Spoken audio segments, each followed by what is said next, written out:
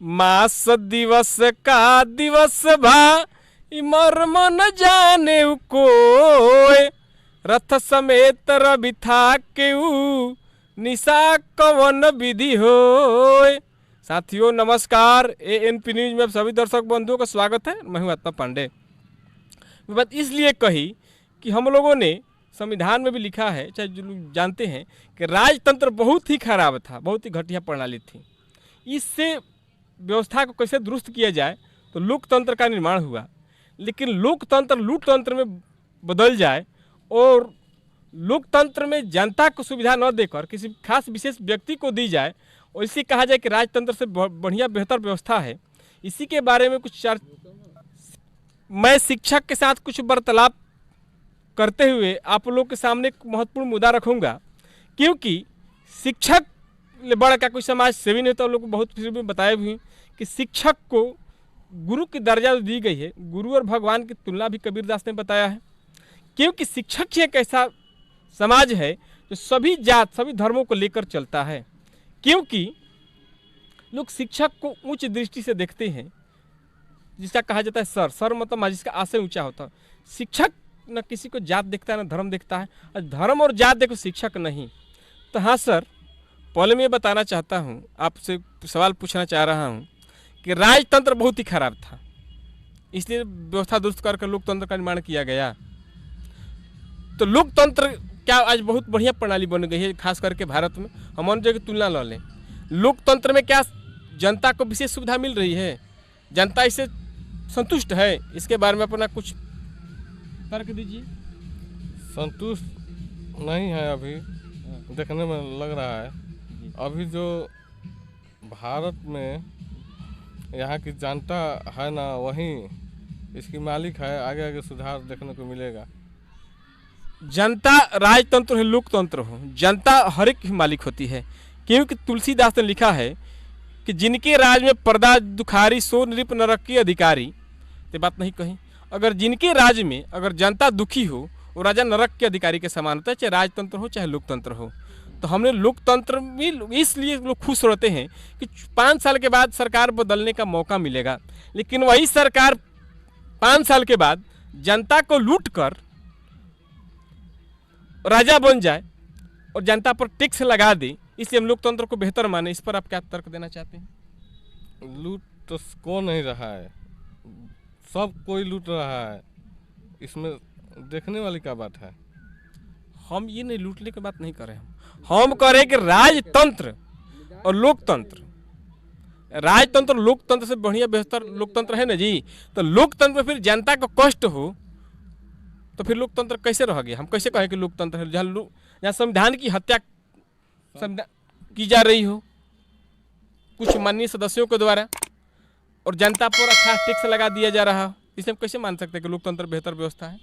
सरकारी और प्राइवेट दोनों जो सेक्टर के लोग हैं, दोनों का दोनों लुटेरा हो गया है। अरे इसका समाधान कैसे हो? इसका समाधान तो आगे हम लोग बताएंगे। अब बसीट सर से मैं कुछ पूछना चाहूँगा, जो हमारे वरिष्ठ शिक्षक भी हैं। हाँ सर,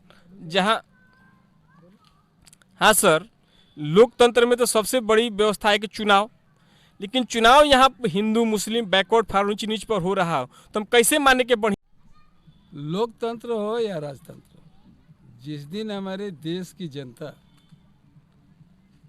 का सबसे निम्न वर्ग, सबसे जो समाज का पिछड़ा हुआ वर्ग हो, जिसके पास अभी तक विकास का कोई किरण नहीं गया है, जब तक उसके पास हमारी आवाज़ नहीं जाएगी, वो शिक्षित नहीं होगा, तब तक हम चाहकर भी कोई भी व्यवस्था हो हम आगे नहीं बढ़ सकते। हमें सबसे पहला हमारे कर्तव्य होता है और हमारे पब्लिक को चाहिए कि हम सबसे पहले शिक्षित बने, सबसे पहले शिक्षित बने, संगठित बने और उसके बाद संघर्ष करें। दूसरा कोई उपाय नहीं। सर एक बात ऊंच नीचे, लोकतंत्र ने हमें तो सब समान वर्ग में रखा कि ना ऊंच वर्ग है नीच वर्ग है। 1950 ईस्वी में संविधान लागू हुआ ना जी, इसके बाद फिर लोग तो यही कहते हैं कि हम विकास करेंगे विकास करेंगे। तो शिक्षा कैसे व्यवस्था दुरुस्त हो? जहाँ सब में राजनीति हो रहा हो, इसका दुरुस्त कैसे किया जाए? कैसे लोग को शिक्षित किया जाए? शिक्षा कोई भीख नहीं है, उसके लिए आपको संघर्ष करना पड़ेगा, आपको शिक्षा का महत्व जानना होगा। जब तक हमारे समाज के जो भी निम्न वर्ग हैं, वो जाति के आधार पर नहीं, आर्थिक आधार पर हम बात कर रहे हैं कि उनके पास पहुंच नहीं रही, बात को समझ ले रहे कि शिक्षा क्या है। अब रह गए कि हमेशा उसी तरह का वर्ग को चुना जा रहा है। तो क्यों चुना जा रहा है? कोई भी आज सांसद हो, हमारे विधायक हो, 5 बरस जीतने के बाद तो 5 बरस नहीं आ रहे हैं। भारत के मुख्य चुनाव आयोग TN शेषन ने नियम भी बहुत सा बनाया। तो आप हमारी जनता जिस दिन जब तक अपना अधिकार नहीं समझेगी, जो माने थे जीत कर गया वो फिर आ रहा है, तो क्यों नहीं उसे जनता सवाल पूछ रही कि भाई 5 बरस आप कहाँ थे? उसे सवाल पूछिए कि अपने 5 बरस में क्या किया। जब तक हम धर्म के नाम पर, जाति के नाम पर राजनीति करेंगे, किसी दिन हम आगे नहीं बढ़ेंगे। उससे हमें ऊंचा उठना पड़ेगा, तभी हम आगे कुछ कर सकते हैं। उसका उपाय तो एक ही है कि पहले तो चुनाव बंद कराना होगा। चुनाव बंद होगा तब ना आदमी जागरूक होंगे। मैं चुनाव आएगा तो फिर तो वही व्यवस्था हो जाएगी, एक दूसरा जाति के खिलाफ भड़काया जाएगा, एक दूसरा धर्म के खिलाफ भड़काया जाएगा, लोग वोट मारने चले जाएंगे। इसका व्यवस्था कैसे दुरुस्त होगा? इसका व्यवस्था दुरुस्त जब आज की युवा पीढ़ी है, जो सभी एक समान रहते हैं, खिलते हैं, खाते हैं, बैठते हैं, उठते हैं, उन लोगों में तो कोई जाति भेदभाव नहीं रहता, लेकिन उनको भी जाति के आधार पर, धर्म के आधार पर उनको मानसिक उत्पीड़न किया जा रहा है।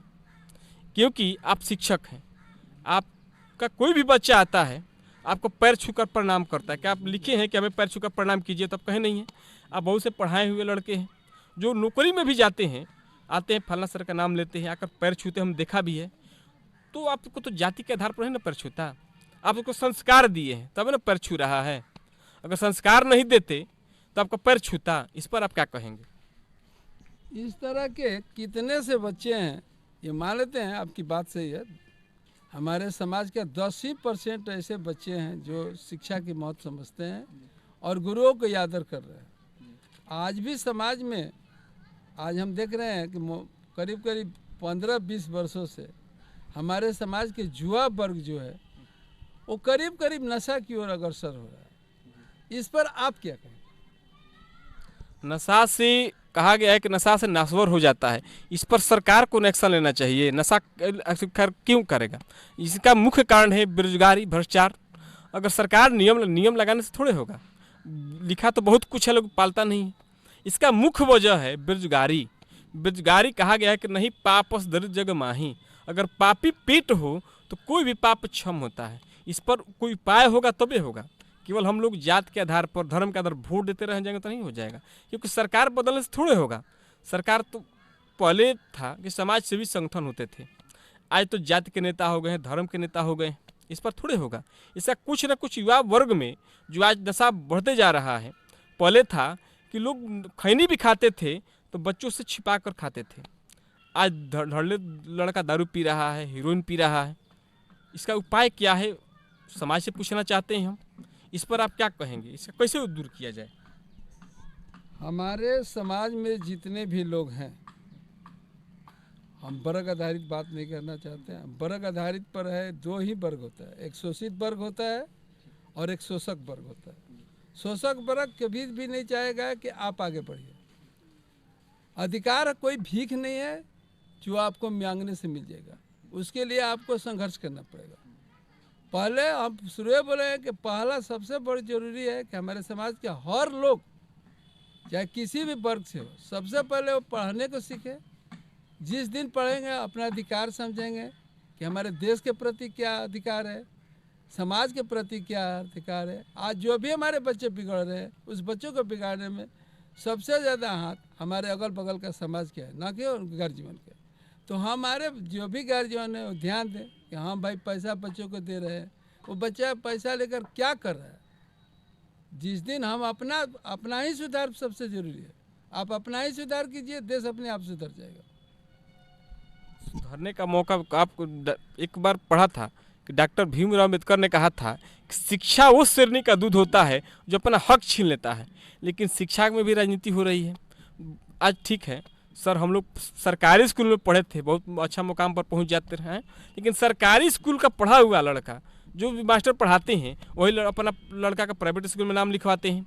इस पर आप क्या कहेंगे? सबको एक समान शिक्षा प्रणाली होगी तब ना। यहाँ पर तो उच्च एथी भेदभाव किया जा रहा है। उसके लिए कई व्यवस्था है कि समान शिक्षा प्रणाली हो। राष्ट्रपति का लड़का वो भी सरकारी स्कूल में पढ़े और एक आम आदमी का लड़का वो भी सरकारी स्कूल में पढ़े, और सारा प्राइवेट स्कूल को बंद कर कर उसको सरकारी कर दिया जाए और एक ही शिक्षा प्रणाली, तभी होगा, नहीं तो नहीं होगा।